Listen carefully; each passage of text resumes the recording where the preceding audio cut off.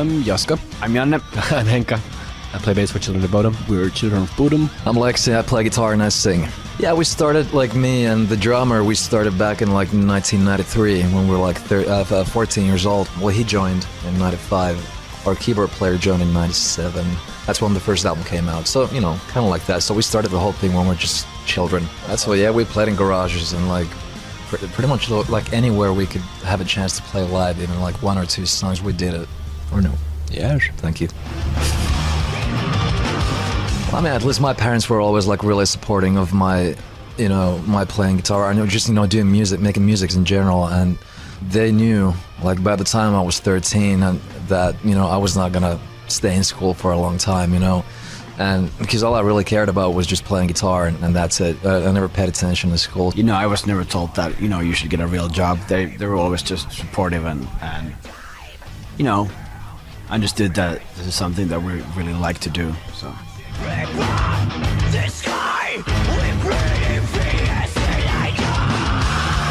When we had to come up with a new name, there was a map open on the table. We were at a meeting at the record company and we were thinking about new names. And there was a map of Espoo with the Lake Bodom on the map. And then we came up with, somebody came up with, you know, something Bodom related. And we started thinking different names with Bodom on it. And that's how we ended up with Children of Bodom.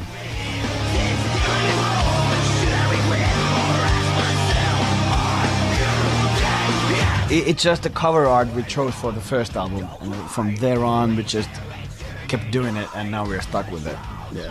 Well, I mean, the whole Reaper thing, really how it came about was because of the first album cover. We just saw the picture and we thought it was so cool, so we wanted to use it as a cover. And then, you know, when it was time to think about the cover for the second album, we just thought that, you know, hey, might as well just use the Reaper again, because, you know, it was just so awesome. So we did, and you know, from there on, you know, he's basically been the mascot or whatever of Children of Bodom, so he's been on every single album cover.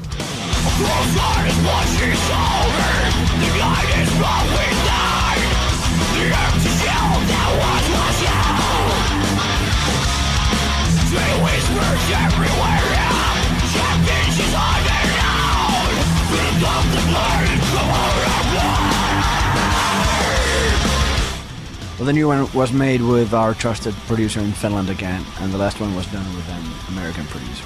And it's worked out very well like that since the very beginning, and that's just the way we roll. So it's pretty like organic. You know, I write the riffs and the melodies and stuff, and basically I do that at home, and then we go to the rehearsal place and we just jam on the riffs a little bit, you know, and then we start putting the parts together. We do the arrangements, like, you know, with the whole band. I'm not gonna say that it's heavier and faster and harder, and that's what people always say. I think we went back in a way. There is this kind of like old school COB elements.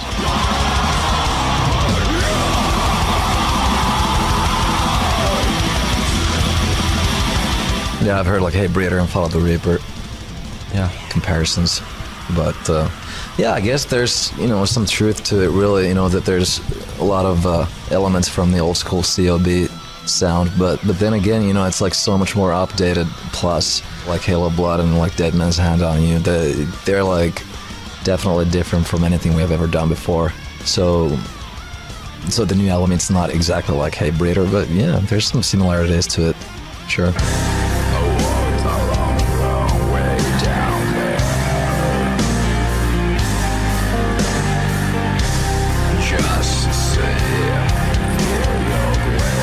Dead Man's Hand on You. Yeah, at least it's the, I don't know, yeah, I guess it's a ballad, but it's definitely the slowest one we ever did. Even though we've had some slow songs before, but this one is like even more slow. Yeah, it's one of my favorite songs ever we've done, so. Yeah, it's definitely one of my favorites too. I'm really happy with it. Turned out very good, yeah. Yeah, it's crazy, because it is a ballad. It's a really slow song, and it's the slowest, obviously, we've ever done. And it's the first COB song ever with clean guitars and a real grand piano, and you know, it's totally different. Yet, like you said, it's when the chorus kicks in, it's totally, or even the bridge, the pre-chorus, it's totally recognizable as COP. So, you know, that's one of the songs that's probably gonna divide a lot of opinions. Some of the, you know, speed metal fans are probably gonna hate it, but to me, it's not out of place. It's like you said, it sounds like Bodom, and we felt, we felt good playing it and recording it. So.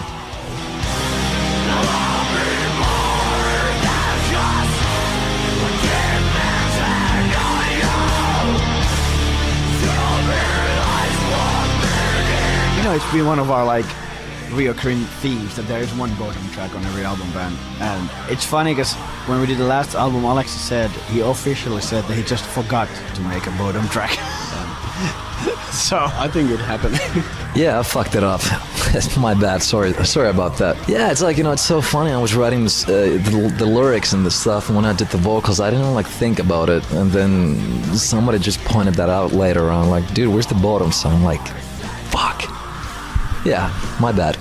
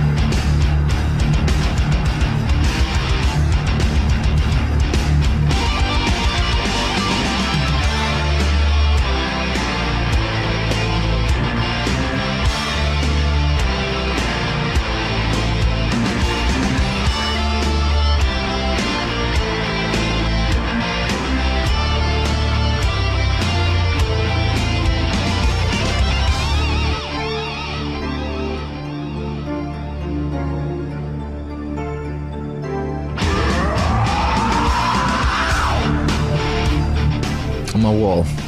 Yeah. And you, sir? Mine is at the rehearsal place. Do you even know where they are? They're in the pile in the rehearsal place. We should hang them in there. Yeah. But there's not so many of them. I got a shitload of them on my wall. I don't know about you. I don't know if you got any of them, but no, I mean, there's like a lot of singles and 7 studio albums, 1 DVD,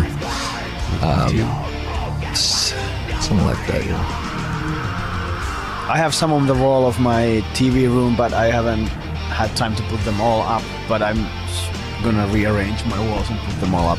But yeah, I have this like home movie theater or TV room, and I put them on the walls. Yeah, I have it also. I have a little rehearsal place in my home, and I'm gonna put them all there.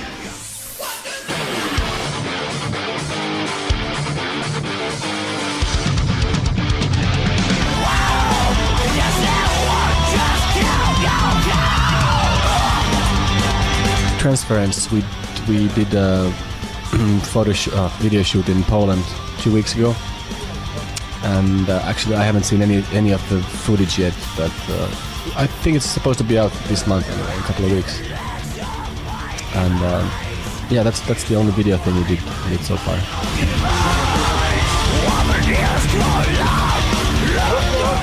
I don't know. It just fits the song. It's a strong title, and it's a very strong song. It's like a kick in the face. You know, those two put together. I think it turned out really good. And just the song, you know, it's so fast and like so dark, and I think that the song deserves a really a strong title. So you know, that's why. Yeah, so basically the forthcoming album, Halo Blood, it's not exactly a concept album, but a lot of the songs are about my dead friends. Well, the thing is that, you know, I wrote one song for my buddy Tommy, who died in a really fucked up way, and then, you know, that led to another, one thing led to another, and then, you know, before I knew it, I had other songs about the same sort of thing, so... Other than that, you know, it's just, it's pure Nordic fucking death metal, and, you know, it's a good time. What do you think? It's definitely good times, and there's a lot of variety in the songs. I think we have the slowest song we ever did, and I think we have the fastest song we ever did in the same album.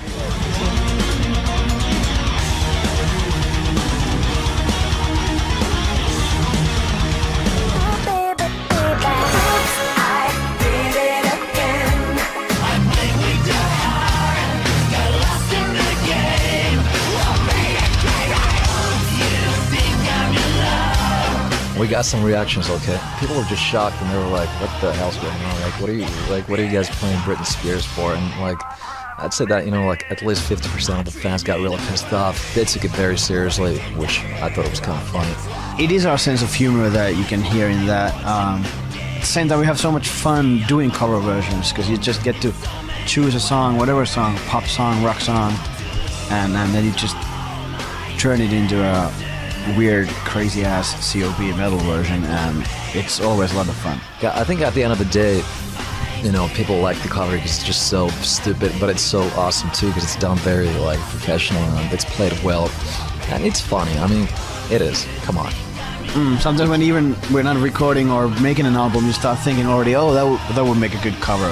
We got 2 covers coming up now. I mean, the other one is Roxette cover, the song "Sleeping in My Car." I think Roxette is great. They have a lot of good songs. And The other one is Bananarama, Cruel Summer. Yeah.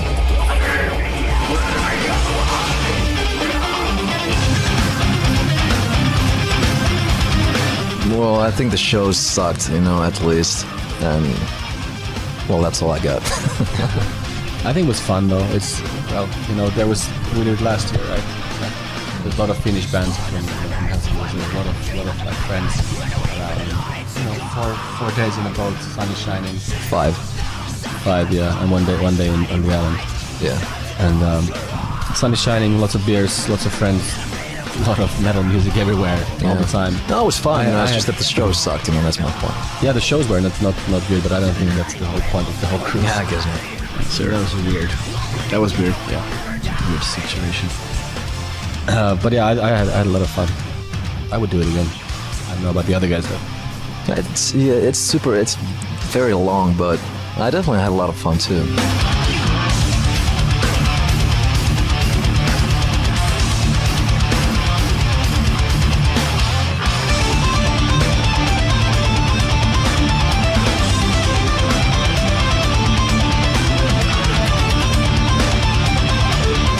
We're gonna go to the States. Yeah, US festival tour. Yeah, we do. We're gonna do a couple of festivals in June, and then we do a US tour. And then, as far as I know, the European tour is gonna be next fall.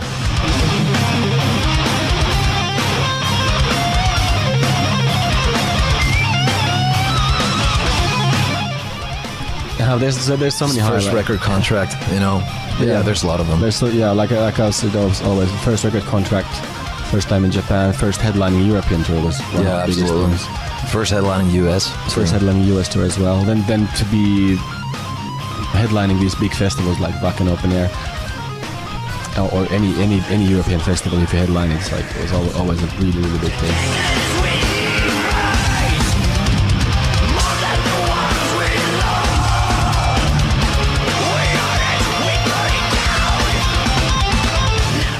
No, we listen to a lot of funny music when we party and drink beers and stuff like that. So it's not. I mean, obviously, we blast a lot of metal in there, but there's, it can be Britney Spears too. Especially in the late night when most of the people have already gone to bed. Then there's usually everybody picks their songs. Everybody has their chance to pick a song, and then there's not can be anything. Yeah, but music's music. It's it doesn't matter what style it is.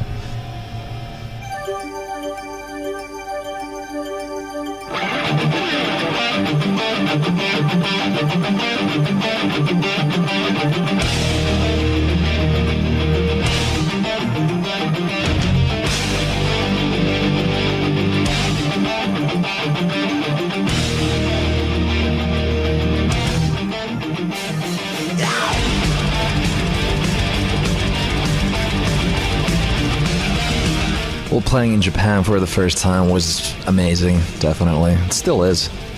And then playing Wacken Open Air main stages in a really good time, prime time. It's pretty amazing. It's always amazing. Absolutely, yeah. Yeah, that game is one of the best events to play in ever. Yeah. I still love playing Japan. Japan is always great. Yeah, it works, but there are several places where we have very good audience, like for example in Canada, like Montreal, Toronto. There are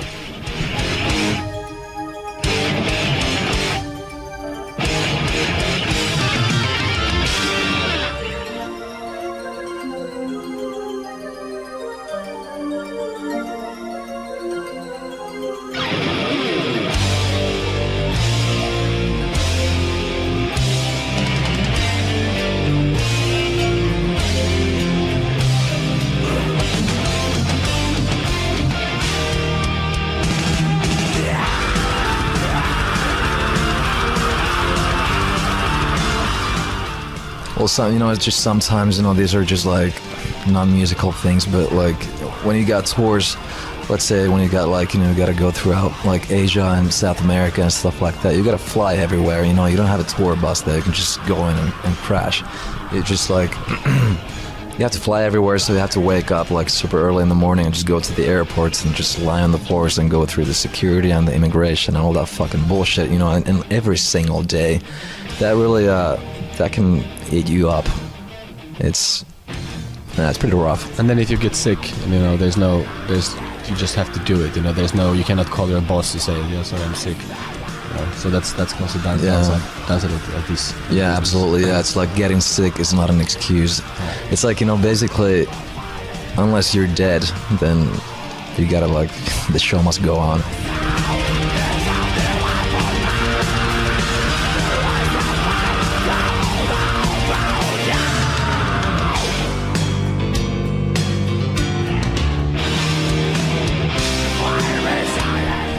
No stage fright, but I try to avoid the routine feeling, So that's why it's actually really good to be a little nervous right before the show. It gets you like really hyped up, and then once you hit the stage, it's like an explosion, and you're like on a whole other dimension or something. I don't know. I mean, it's really hard to explain, but I think it's good to be a little nervous before the show.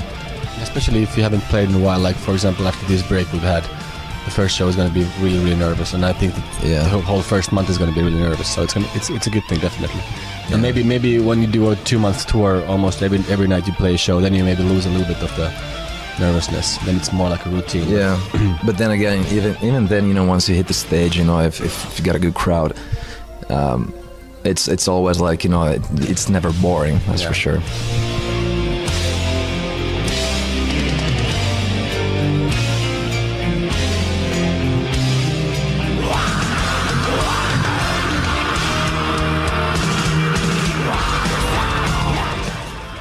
Hi, this is Henka.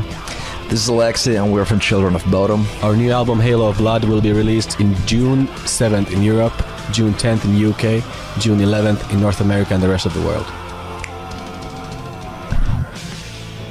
And see you on the road. Thank you.